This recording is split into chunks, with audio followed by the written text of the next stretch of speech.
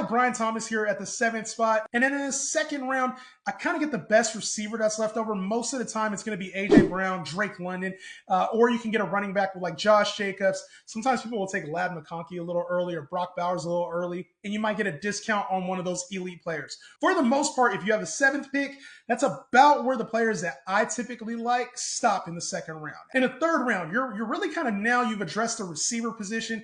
Now what we're doing is finding the best running back that's available. So in this range, sometimes Kyren Williams would be there, Chase Brown would be there, but I really like getting Breece Hall for the upside here. In the fourth round, now we're seeing a lot of like the start of the early quarterbacks. Maybe some of the tight ends have gone right now, Trey McBride or Kittle. So now here in the fourth round, I'm looking for the value. Is it at receiver or is it at running back? And I find a lot of value with Alvin Kamara, James Cook here in this round. So now you have a good base, 2 receivers, 2 elite running backs. In the 5th spot, I'm going to pair that now with some upside.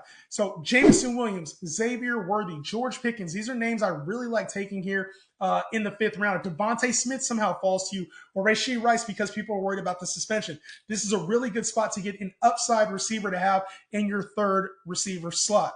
In the 6th round, if you have a flex, now I'm looking for, okay, who is the value play? Is it Calvin Ridley? Is he available? Is Jalen Waddle available for you? Did Jerry Jeudy, a name that was a top 15-ish type receiver last year, somehow fall to you? I like getting a value pick here, somebody you can consistently start, or if an injury happens to one of your other players, you can replace him.